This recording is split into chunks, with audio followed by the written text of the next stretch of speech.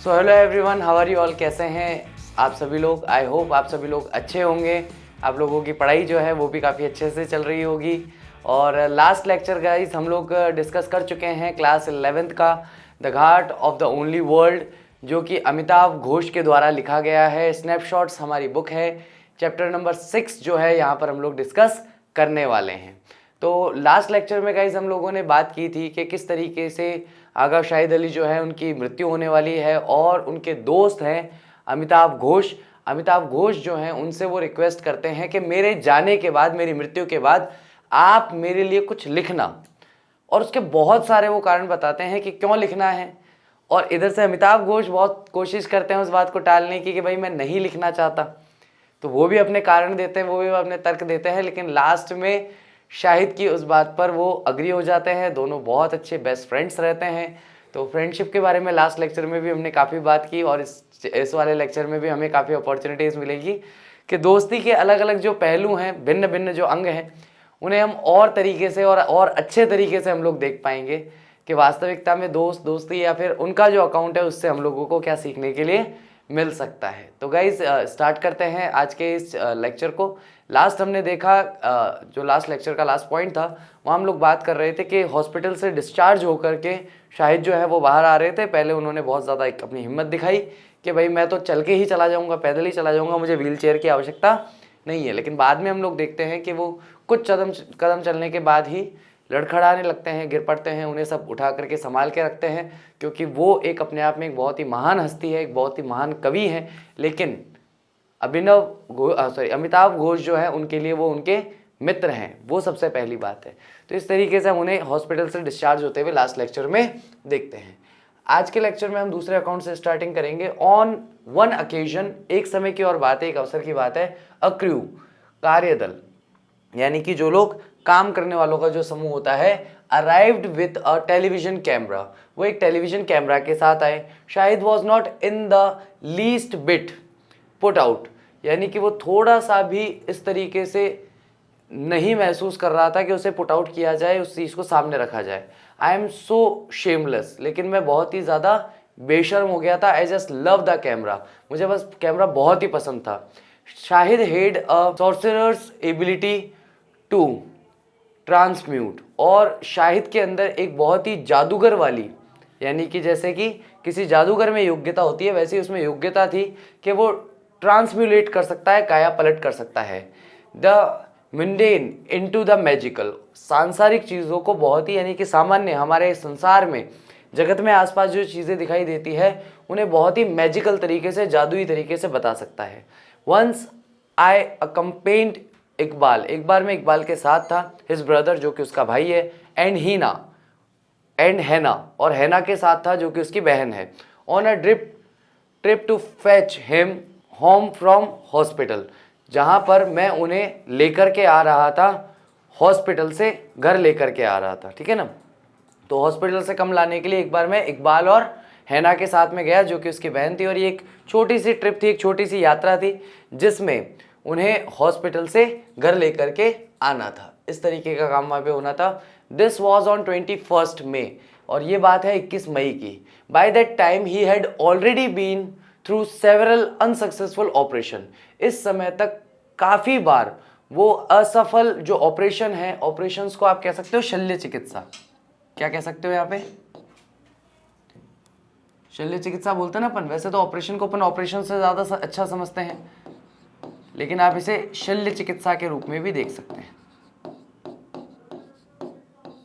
शल्य चिकित्सा। Now he was back in hospital to undergo a surgical procedure, अब उसे वापस हॉस्पिटल लाया गया था कि वो एक सर्जिकल ऑपरेशन से या प्रोसीजर से गुजर सके। That was intended to relieve the pressure on his brain, और इसका उद्देश्य ये था कि उसके ब्रेन पर, उसके दिमाग पर जितना भी प्रेशर है उस प्रेशर को रिलीज किया जा सके, छोड़ा जा सके, कम किया जा सके। हिज हेड वॉज शेव्ड, उसके सर को पूरा शेव कर दिया गया, गंजा कर दिया गया। And the shape of the tumour was visible upon his bare scalp, और उसकी खाली खोपड़ी पर, मतलब जिस पर बाल नहीं थे, ऐसी बेयर नंगी खोपड़ी पर जो है उस पर ट्यूमर का जो शेप है उसे साफ तौर पर देखा जा सकता था। Its edges outlined by metal suturis. When it was time to leave the ward, a blue uniformed hospital escort arrived with a wheelchair. और उसकी आउटलाइंस जो है, इट्स एजेस और उसके जो किनारे थे, आउटलाइंड बाय मेटल सुटरस, जिसके ऊपर मेटल के टाके लगे हुए थे, जैसे अपने वो होते हैं ना, स्टेपलर होता है ना, स्टेपलर की पिंस होती है ना, उस तरीके से लगते हैं ये वाले टाके, ठीक है। व्हेन इट वाज टाइम, जब वहां से निकलने का समय हुआ, एक वार्ड बॉय जो है ब्लू यूनिफॉर्म में आया, हॉस्पिटल से ले जाने के लिए एक व्हील चेयर के साथ में आया कि भाई वो हमें व्हील चेयर पे बिठा करके शाहिद को बाहर की तरफ छोड़कर आएगा, ठीक है, जब छुट्टी मिल रही थी। इसके बारे में हम लास्ट में भी बात कर चुके हैं, लास्ट लेक्चर में भी एक बार। शाहिद वेव्ड हिम अवे, और शाहिद ने अपना हाथ हिला के उसे अलग कर दिया, declaring that he was strong enough to walk out of the hospital on his own. और उसने ये डिक्लेयर कर दिया कि वो स्ट्रॉन्ग है, कि वो खुद हॉस्पिटल से बाहर जा सकता है अपने बल पर। बट ही वॉज ग्रॉगियर, लेकिन वो बहुत ही कमज़ोर था चल सकने में या फिर आगे बढ़ने में। Than he had through thought, जितना उसने सोचा था उससे ज़्यादा कमज़ोर था। एंड हिज नीज बकल्ड, और उसके घुटने झुक गए। ये वही स्लाइड है गाइस जो हम लास्ट टाइम डिस्कस कर चुके हैं। After no more than a few steps, कुछ कदम चल से ज़्यादा नहीं चल पाया, Iqbal went running off to bring back the wheelchair, और इकबाल दौड़ता हुआ गया और जाकर के व्हील चेयर वापस लेके आया। जबकि बाकी हम लोग वहाँ खड़े थे, while the rest of us stood, वहाँ खड़े थे, इन द कॉरिडोर, उस गलियारे में, होल्डिंग हिम अपराइट, उसे सीधा पकड़ के। वन आफ्टरनून, एक आफ्टरनून की बात है, द राइटर सुकेतु मेहता, एक राइटर जिनका नाम है Suketu Mehta, who also lives in Brooklyn, जो कि ब्रुकलिन में ही रहते थे, ज्वाइंड अस, उन्होंने हमें ज्वाइन किया, हमारे साथ आए, फॉर लंच, लंच करने के लिए हम सबके साथ बैठे। Together we hatched a plan for an adda, by definition a gathering that has no agenda, यानी कि हमने एक प्लान बनाया एक अड्डा के लिए। अड्डा तो अपन जो बोलते हैं ना कि चलता है अपने अड्डे पे, जहाँ पर यार दोस्त आपस में बैठते हैं, उनका बैठने का कोई औचित्य नहीं, कोई मतलब नहीं, आपस में बैठ के वहाँ गपशप करते हैं, उस जगह को क्या कहा जाता है, ये अपना अड्डा है, ठीक है। तो वही वाला अड्डा है ये भी, ये उससे अलग नहीं है। डेफिनेशन के तौर पे बताया जाए तो एक ऐसी गैदरिंग जिसका कोई एजेंडा नहीं हो। प्रारूप का मतलब होता है कि जिसके अंदर आपको कोई निर्णय ना लेना हो, या और स्पष्ट तौर पे कहूँ ना, जिसका कोई उद्देश्य ना हो। ऐसी मीटिंग या दोस्तों का इस कारण से मिलना कि जहां पर उनका कोई उद्देश्य है ही नहीं, उद्देश्यहीन मीटिंग करनी थी। Other than conviviality, Shahid was enthusiastic, बाकी की जो मौज मस्ती है उसको, उसके अलावा शाहिद जो है वो बहुत ही जोशीला और बहुत ही जोश से भरा हुआ एक इंसान था।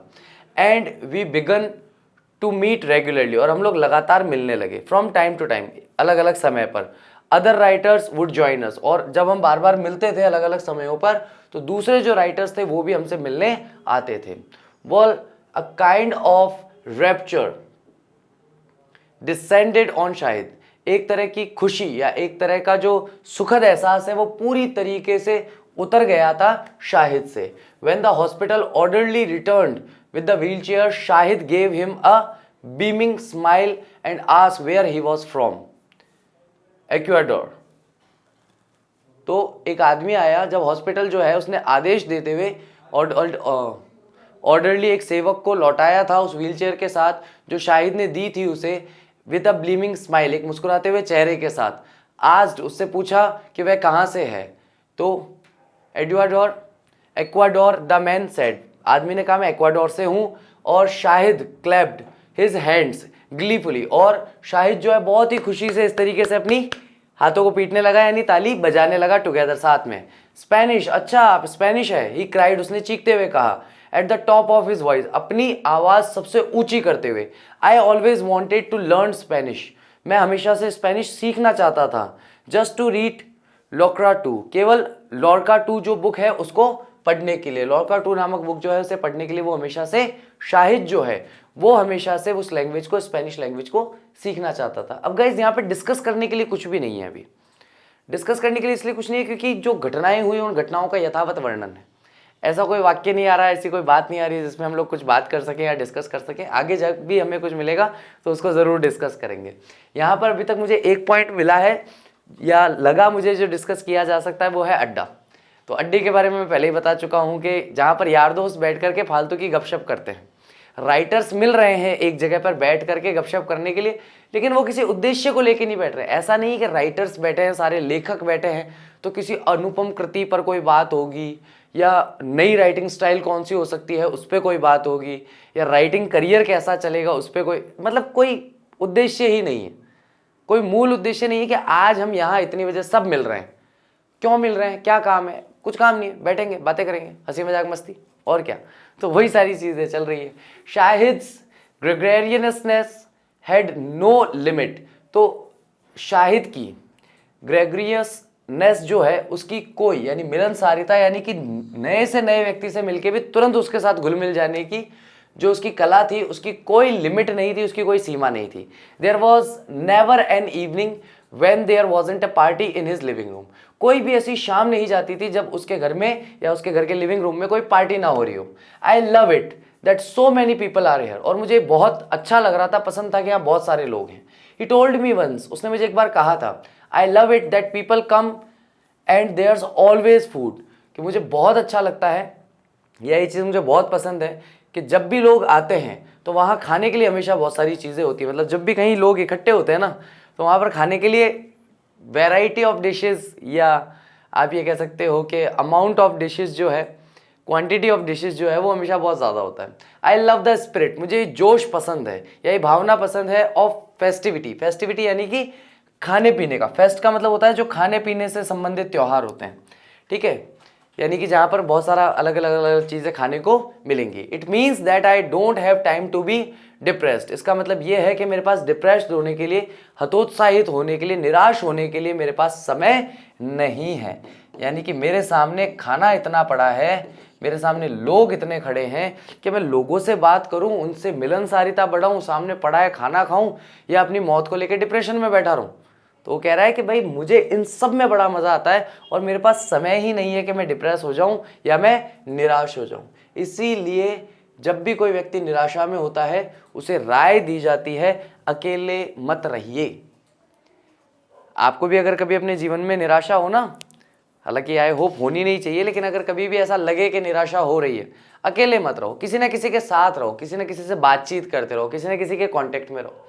क्योंकि जब निराश व्यक्ति अकेला होता है तो जिस कारण से वो निराश होता है उसी के बारे में बार बार विचार करता है और अधिक निराशा में या डिप्रेशन में जाता है।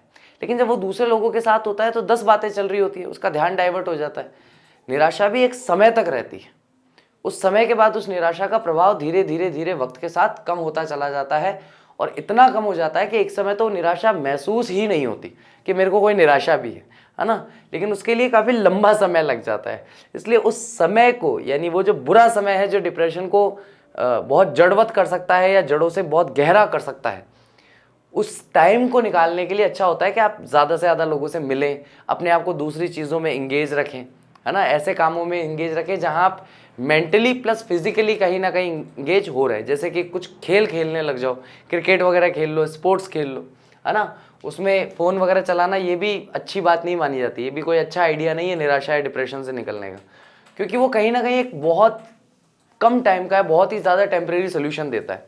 लेकिन आप लोगों के साथ रहते हैं, उनके साथ हुई हुई बातें जो होती है ना, वो काफ़ी लंबे समय तक टिकती है और याद रहती है, उसका फ़र्क पड़ जाता है। ठीक है, नेक्स्ट देखिए आगे क्या कह रहा है ये। His apartment was spacious. उसका जो अपार्टमेंट था, जो उसका कमरा था, जो उसका फ्लैट था, बहुत ही खुला खुला था, उसमें बहुत खुली जगह थी। एंड एरी स्प्लिट, और हवाई विभाजन वहाँ पर हुआ था, स्प्लिट लेवल, यानी कि हवा के आने जाने के लिए अच्छा रास्ता था। On the 7th floor of a newly renovated building, 7वें माले पर था एक नई बिल्डिंग नहीं थी, लेकिन अभी अभी उसका नवीनीकरण, यानी कि सुधार का काम होता है ना, रिपेयरिंग करवाते हैं ना बिल्डिंग में, वो रिपेयरिंग का काम अभी अभी हुआ था। There was a cavernous study on the top floor and a wide terrace that provided a magnificent view of the Manhattan skyline across the East River। तो वहाँ पर एक गुफा की तरह अंधेरे वाली एक स्टडी थी on the top of the floor. Study मतलब अध्ययन कक्ष था उस फ्लोर के सबसे ऊपर, और एक वाइड टेरेस था, और बड़ा सा टेरेस था, टेरेस का मतलब बड़ी सी छत थी।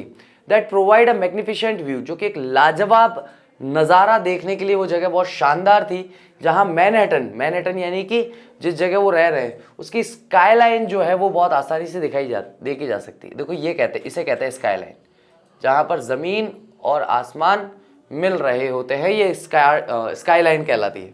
अक्रॉस द ईस्ट रिवर, जो कि ईस्ट रिवर के भी उस पार है, ईस्ट की तरफ जो रिवर है उसके भी पार है।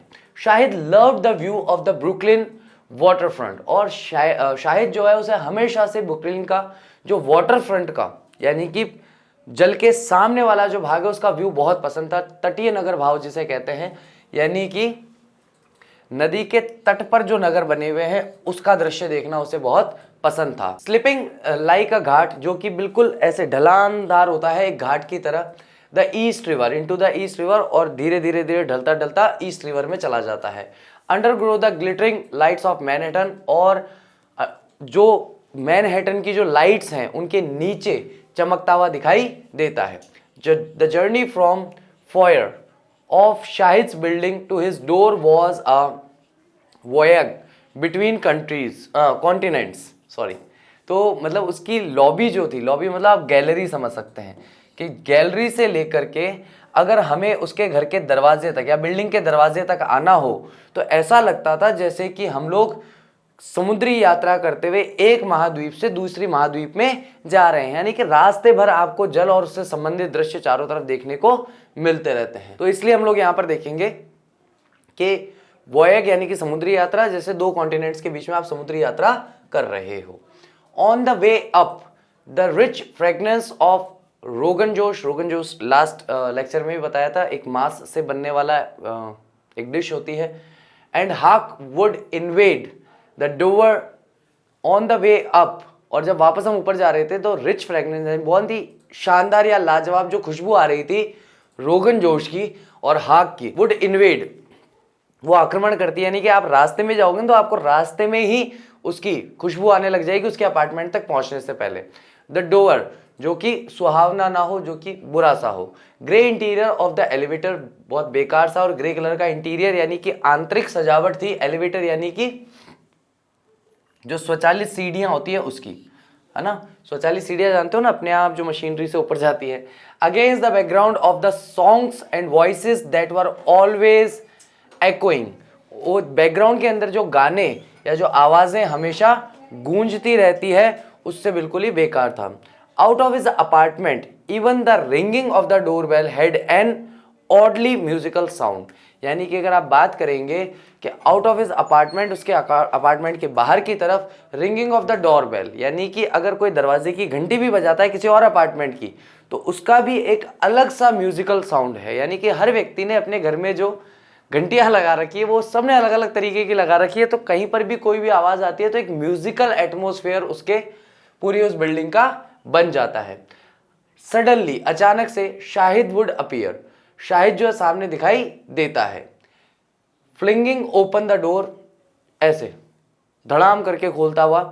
Releasing a great cloud of हींग इनटू द फॉस्टी न्यूयॉर्क एयर, और जब वो अपन छौंका लगाते हैं ना, तेल वगैरह मसाला वगैरह पूरा गर्म कर लिया, या कोई एक चीज़ गर्म है उसमें ठंडे चीज़ का या ठंडे चीज़ में गर्म चीज़ का अगर आप तड़का लगाते हैं या छौंका लगाते हैं, जिसमें आप जब मसाले पका रहे होते हैं तब हींग डालते हैं ना, तो उसमें से बहुत तेज़ गंध आती है और उसका धुआं भी बहुत उठता है।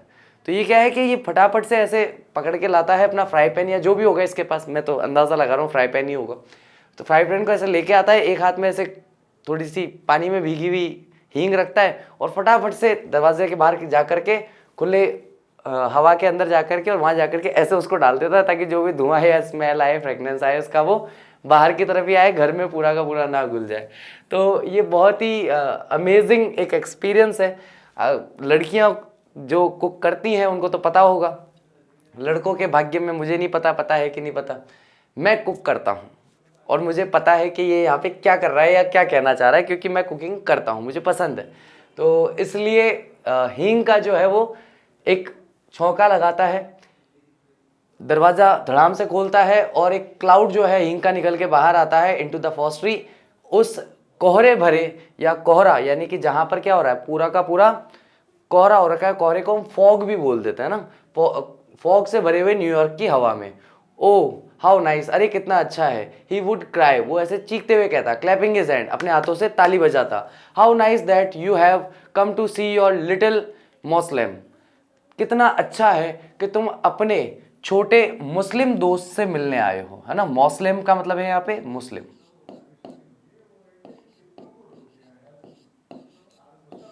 तुम अपने मुस्लिम दोस्त से यहां मिलने आए हो। इनवेरिएबली, हमेशा, there had some half dozen और more people gathered inside, poets, students, writer, relative. और जैसा कि हमेशा होता है, हमेशा से ऐसा मैं देख रहा हूं कि हमेशा वहां पर हाफ डजन और मोर, यानी कि 6 या 6 से अधिक लोग हमेशा वहां इकट्ठे हुए रहते हैं उसके घर में, जिनमें से कुछ कवि होते हैं, कुछ विद्यार्थी होते हैं, कुछ लेखक होते हैं और कुछ रिश्तेदार होते हैं। अगला देखते हैं गाइस। सो गाइस नेक्स्ट हम यहाँ पे देख रहे हैं, no matter how many people there were, इससे कोई फर्क नहीं पड़ता था कि वहां कितने लोग हैं। Shahid was always so distracted, यानी कि शाहिद जो है लोगों से उसका ध्यान हमेशा हटा हुआ रहता था या वो उनकी तरफ ध्यान नहीं देता था, as to lose track of process of the evening's meal, क्योंकि उसे लगता था कि लोगों की तरफ ध्यान दूंगा तो उसका पूरा फोकस रहता था शाम का खाना तैयार हो रहा है, ये काम हो गया, ये काम हो गया, ये काम हो गया, अब और क्या क्या होना है। तो उसका पूरा का पूरा ध्यान जो है वो केवल और केवल किस पे है, केवल और केवल इवनिंग मील पे है। शाम का जो खाना बन रहा है ना, उस खाने की प्रोग्रेस को लगातार बैठा बैठा ट्रेस करता रहता है कि भाई कितना बन गया, क्या कितनी देर में खाना आ जाएगा। For time to time he would interrupt himself to shout directions to whoever was in the kitchen, और कई बार बीच बीच में वो है इंटरप्ट करता रहता था, बाधा पहुंचाता रहता था हिमसेल्फ, स्वयं ही, टू शाउट डायरेक्शंस, वो चिल्ला करके निर्देश देता था कोई भी व्यक्ति जो किचन में होता था उसे। यस, हाँ, नाउ, अब, ऐड द दही नाउ, अब दही मिलाओ। Even when his eyesight was failing, अब जबकि उसकी आंखों की रोशनी जो है वो भी देखने में असफल हो रही थी, he could tell from the smell alone, तो केवल स्मेल से ही बता सकता था कि कितना क्या हो गया, अब क्या करना है। Exactly which stage the rogan josh had reach, के एग्जैक्टली किस जगह तक रोगन जोश का जो कुकिंग का प्रोसेस है वो कहां तक पहुंच चुका है, वो केवल उसकी स्मेल से ही बता सकता था, आंखों से ना देखने पर भी। And when things went exactly as they should, और चीजें जब बिल्कुल वैसे होती थी जैसे कि वो होनी चाहिए, he would sniff the air and cry out loud, ah खाना का क्या महक है। वैसे अपन बोलते हैं खाने की क्या महक है, लेकिन ये ठीक है, हिंदी में लिखा हुआ है तो हम एक्सेप्ट कर सकते हैं। और जब सारी चीजें बिल्कुल वैसे ही होती थी जैसे कि होनी चाहिए, तो वो केवल हवा में उस चीज को सूंघ लेता और चीखते हुए तेज, लाउड आउट, बहुत तेज चिल्ला के कहता, आप शानदार, खाने की क्या महक है। सर शान सर, रोगन जोश सुन सुन के कोई जोश वोश तो नहीं आ रहा आपको, मुंह में पानी वानी थोड़ा बहुत? देख लो बच्चों, आपके बैठे हैं शान सर यहीं पे, जैसे जैसे बार बार चैप्टर में रोगन जोश का नाम आ रहा है ना, तो ये ऐसे मतलब ऐसे रिएक्ट कर रहे हैं कहीं मेरे को ही नहीं खा जावे कच्चा। चलिए गाइस आगे देखते हैं, आगे इसके अंदर क्या मिल रहा है हमें। तो Shahid has legendary for his powers in the kitchen, Shahid जो है बहुत ही प्रसिद्ध या लेजेंड था अपनी प्रोवेस के लिए, अपने कौशल के लिए जो कि किचन में था, कि उसकी प्रोवेस क्या है, उसकी कुशलता जो थी खाना पकाने में या उसकी जानकारी रखने में। फ्रीक्वेंटली, लगातार, spending days over the planning and preparation of a dinner party, और जल्दी जल्दी लगातार वो अपनी शाम का समय जो है या दिन गुजार देता था प्लानिंग करने में या प्रिपरेशन करने में, जो भी शाम की या डिनर पार्टी होने वाली होती थी। It was through one such party, और एक बार ऐसे ही पार्टी की बात है, given while he was Arizona, जो कि उसके द्वारा दी गई थी जब वो एरिजोना में था, that he met James Merrill, जब वो जेम्स मैरिल से मिला था, द पोएट, वह कवि, who was the radically alter the direction of his poetry, जो कि मौलिक रूप से अपनी कविताओं का डायरेक्शन बदल देता था। यानी कि आप देखोगे सामान्यतः तो कोई भी कविता जो है वो एक सिंगल डायरेक्शन में ही चलती है, एक सिंगल डायरेक्शन में ही काम करती है, लेकिन मौलिक आधार पर किसी कविता का रुख बदल देना जो है वो आप देख सकते हो अपने पिछले क्लास के चैप्टर के पोइट्री के अंदर, एमेंडा के अंदर। एमेंडा अगर आपने पढ़ा होगा तो उसमें आप देखोगे कि फर्स्ट पैराग्राफ के बाद में सेकंड पैराग्राफ जो आता है, पहले पैराग्राफ में तो उसकी माँ उसकी खिंचाई कर रही होती है, डांट रही होती है उसे हर चीज़ के लिए, ऐसा मत करो, वैसा मत करो, जूते साफ कर लो, कमरा जमा लो, होमवर्क पूरा कर लो, फलाना ढिमकड़ा जो भी है, उसकी माँ उसके पीछे लगी रहती है उस पोइट्री के अंदर। तो अगर आप फर्स्ट, थर्ड और फिफ्थ स्टैंजा पढ़ेंगे तो आपको ऐसा लगेगा कि ठीक है, एक साइड में चल रही है, एक बच्ची है एमेंडा नाम की, इसकी माँ इसके पीछे लगी हुई है और लगी हुई है, बस उसके अलावा कुछ नहीं है उस पोइट्री में। लेकिन फर्स्ट स्टैंजा पढ़ के सेकंड जो ब्रैकेट में स्टैंजा दिया गया है, जो कि उस पोइट्री का ही पार्ट है, उसको अगर आप पढ़ोगे तो एक जगह आप देखोगे एक ऐसी बच्ची जो कि पूरी तरीके से किसी के बंदीगश्त में है, तो मौलिक तौर पर उसकी स्वतंत्रता का हनन कर दिया गया है, वो परतंत्र है ऐसा दिखाया जा रहा है। और उसके जस्ट अगले ही स्टैंजा में देखोगे कि आई एम ए मरमिड, ठीक है, कि मैं एक मरमिड हूँ, एक जलपरी हूँ, जो कि एक अनंत समुद्र में हरे रंग के एमरल्ड जो सी है उसके अंदर ब्लिसफुली अपनी खुशी से जहाँ चाहूँ वहाँ घूमती रहती हूँ। तो एक तरफ तो मरमिड है और एक तरफ एमेंडा है, ठीक है। एमेंडा को लगता है मेरी ज़िंदगी बर्बाद है, मरमेड को भी क्या लगता है वो तो खैर पोइट्री में बताया नहीं गया, लेकिन एकांत रहना भी, अकेले रहना भी इतना आसान नहीं भाई, उसमें भी बहुत मुसीबतें हैं। साहित्य जो है, सॉरी अपन नीचे थे, तो मौलिक तौर पर वो अल्टर कर देते थे, परिवर्तित कर देते थे डायरेक्शन को अपनी कविता के, ठीक है। It was after this encounter, ये अचानक मुलाकात के बाद की बात है, that he began to experiment with strict metrical patterns and verses forms. और उनसे मुलाकात के बाद अचानक से वो एक्सपेरिमेंट करने लगा स्ट्रिक्ट या मेट्रिकल पैटर्न जो होते थे छंदबद्ध तरीके से, यानी कि एक प्रॉपर वे में, कि लास्ट वाला साउंड अगर किसी भी कविता को बोल रहे हो, किसी भी पोइट्री को बोल रहे हो, तो पोइट्री का लास्ट साउंड जो है उसके अंदर कोई ना कोई एक पैटर्न बनना चाहिए। जैसे ए बी बी के फर्स्ट साउंड और सेकंड साउंड जो है वो सेम है, फिर थर्ड और फोर्थ सेम है, फिर फिफ्थ और सिक्स सेम है, ऐसे कुछ ना कुछ पैटर्न उसमें अलग अलग तरीके के पैटर्न होते हैं, वो बनना चाहिए वर्स कविता फॉर्म के अंदर। वो उस पर एक्सपेरिमेंट करने लगा। No one had a greater influence on Shahid's poetry than James Merrill. तो जेम्स मेरिल के अलावा कोई ऐसा व्यक्ति नहीं है जिसकी छाप या जिसका प्रभाव आपको शाहिद की पोइट्री पर दिखाई दे। इंडीड, निश्चित तौर पर, in the poem in which he most explicitly prefigured his own death, खास करके उस कविता में जिसमें स्पष्ट रूप से उसने पहले ही कल्पना कर ली है अपनी मृत्यु की। यानी कि एक उसने जो कविता लिखी थी उस कविता के अंदर वो उसकी मृत्यु के बारे में कल्पना करते हुए लिखता है उस कविता को। आई ड्रीम, मैं सपना देखता हूँ। I am at a Ghat of the only world, मैं एक घाट पर खड़ा हूँ इस एकमात्र संसार के। He awarded the envoy to Merrill, और वो अवॉर्ड करता है इस एनवॉय को, उपसंहार को, जहां पर कविता समाप्त होने वाली होती है, मेरिल को। शाहिद हर्ष, दिस इज मी, शाहिद चुप रहो, ये मैं हूं James. The loved one always leaves, ऐसे लोग जिनसे प्यार किया जाता है, जो बहुत ही प्रिय होते हैं, वो हमेशा छोड़कर चले जाते हैं।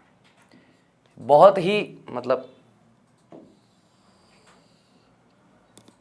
शानदार चीज, बहुत ही शानदार बात जो किसी भी साहित्य में लिखी जा सकती है कि कभी भी अगर आप किसी की मृत्यु पर बहुत ज़्यादा दुखी होते हैं या परेशान होते हैं, या किसी से दोस्ती टूट जाने पर आप परेशान होते हैं, किसी भी तरीके से कोई भी व्यक्ति आपके जीवन से चला जाए, तो उस व्यक्ति के जीवन से जाने का सबसे ज़्यादा दुख होता है जिसको हम सबसे ज़्यादा पसंद करते हैं या सबसे ज़्यादा प्रेम करते हैं, या जो हमारा सबसे प्यारा होता है।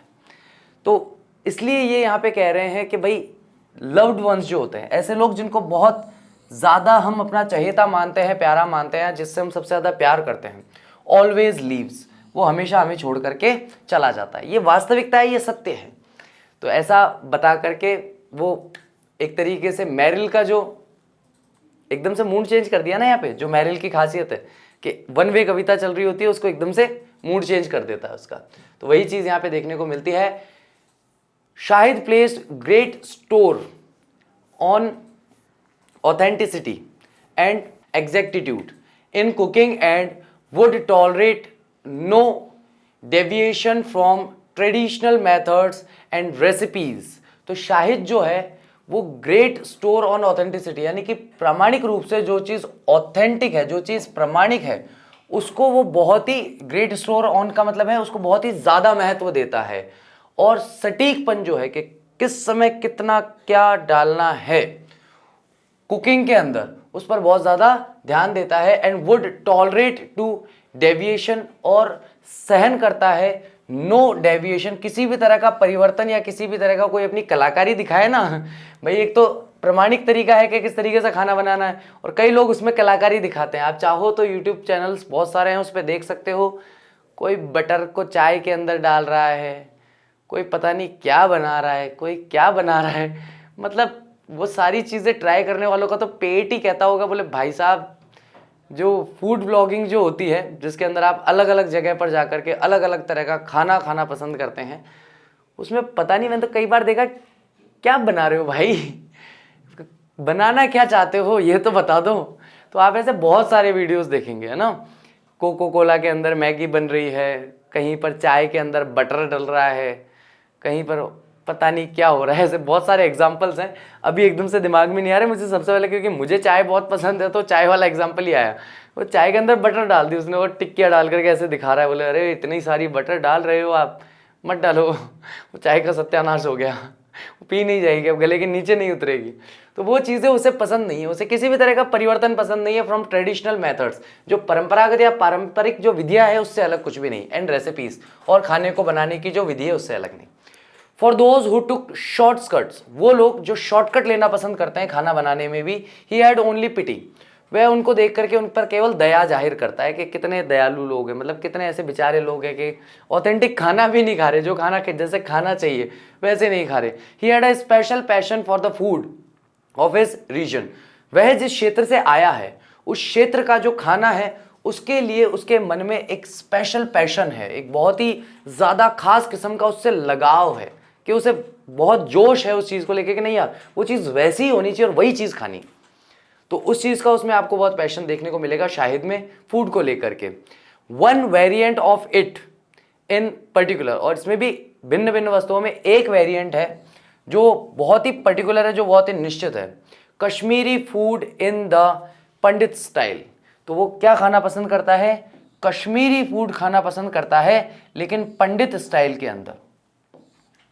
पंडित स्टाइल को आप एक तरीके से वेज स्टाइल मान सकते हो, है ना,